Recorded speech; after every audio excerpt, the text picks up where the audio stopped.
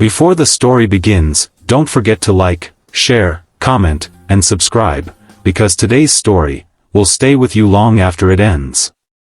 Nobody in the entire company knew that the quiet janitor who mopped floors at dawn was once a man who spoke fluent Japanese. Nobody knew his past, his struggles, or the secret talent he buried to survive. But one morning, when the silent CEO arrived unexpectedly, everything changed. What happened next shocked every employee watching, and changed the janitor's life forever. At 5:10 a.m., the office building was silent except for the soft echo of a mop sliding across the marble floor.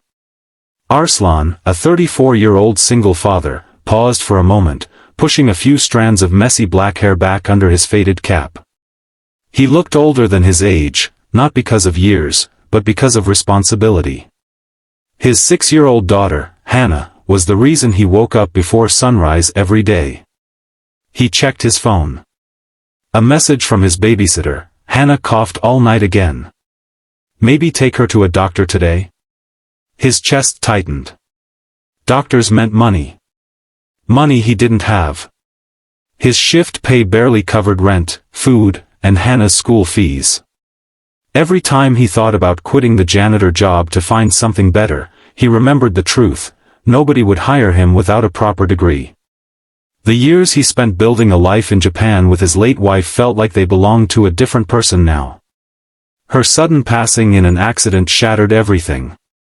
He had returned to his home country with a little girl and a lot of grief, and the only job he could find was mopping floors. Still, he tried to smile. One day, Hannah, one day things will be better. At 5:30 a.m., he moved to the main lobby. The sun was rising, painting the glass walls with golden light. Arslan felt a strange comfort in these early hours, when no one judged him, no one whispered about the janitor who always looked tired. He continued mopping until the sound of fast footsteps broke the silence. The security guard hurried toward him. Arslan. The CEO is coming early today. A foreign delegation is arriving. We have to prepare everything in 10 minutes. Arslan blinked. CEO? At this hour? Yes. Mr. Hiroshi Takeda. He doesn't talk much, doesn't smile much, and hates a dirty lobby. So move fast. Arslan nodded and worked quickly, wiping the last streak of water off the floor. He had never seen the CEO up close, only heard rumors. Japanese, extremely strict, rarely spoke to anyone, and had sky-high expectations.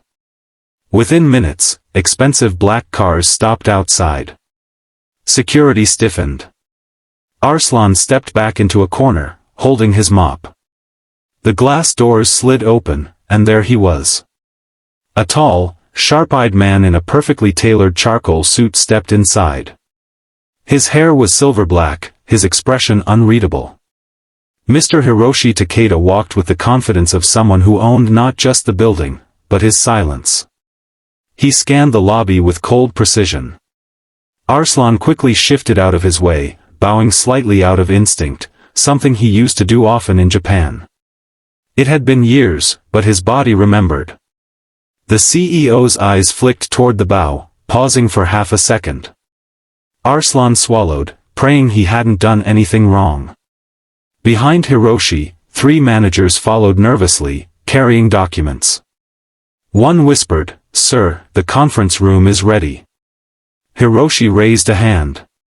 Silence. He stepped forward, but suddenly, his phone buzzed.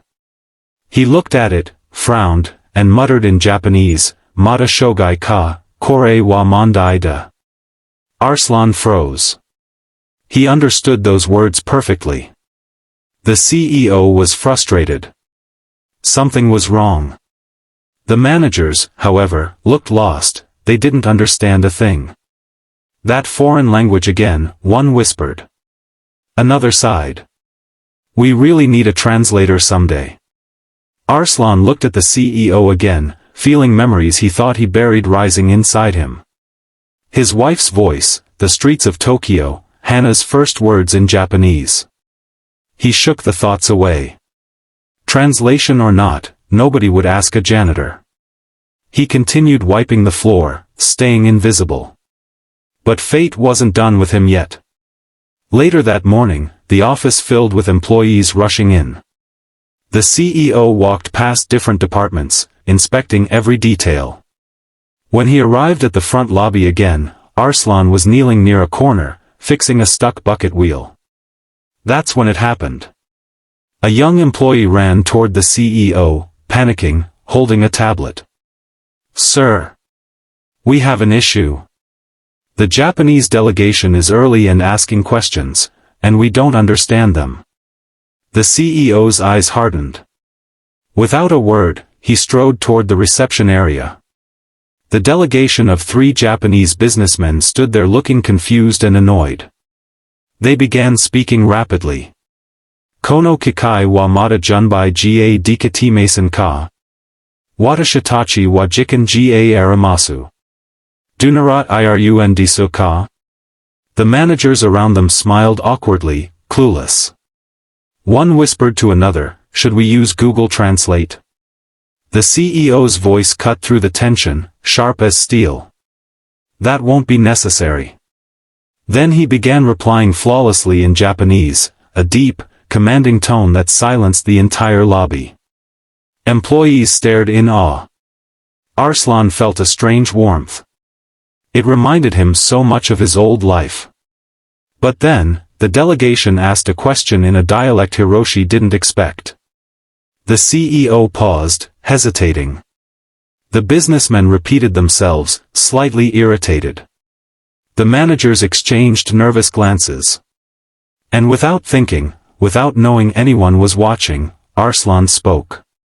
His voice was gentle, but clear. "They're asking about the shipment that was delayed last week," he said smoothly, in the same Japanese dialect, perfect and natural. The entire lobby went silent. 10 heads turned toward the janitor still kneeling on one knee with a bucket. The CEO's eyes widened only a fraction, but inside them was shock, sharp and unmistakable. Hiroshi turned fully to face him. "You understood that?"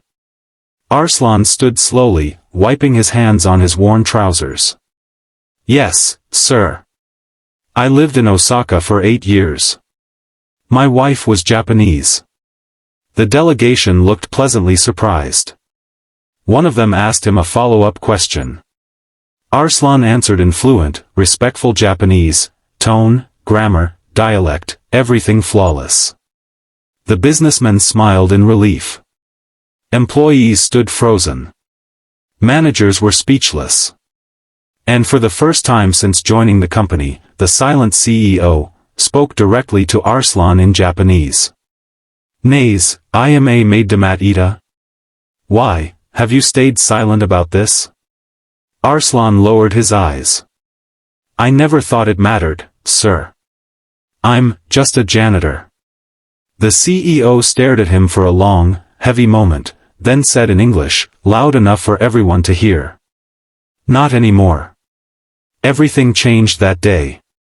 By afternoon, Arslan was sitting in a meeting room he had only cleaned before, never entered. His heart raced as managers walked around nervously. The CEO arrived, wearing the same unreadable expression. He sat across from Arslan. "Tell me your story," Hiroshi said quietly. Arslan hesitated. "It's long. I have time." So Arslan spoke, about his years in Japan, his wife's death, his return home, and his struggle to raise his daughter alone. He didn't exaggerate or ask for pity. He simply told the truth. When he finished, the room was silent. The CEO tapped a pen thoughtfully. "Your Japanese is native level. And you understand our business culture. Why didn't you apply for a better job?" Arslan's voice cracked slightly. "Because I didn't want anyone to think I was trying to get special treatment. I needed any job that would hire me fast so I could feed my daughter." Hiroshi leaned back. Something softened in his expression. "You remind me of someone," he said quietly. "My father. He started as a factory cleaner.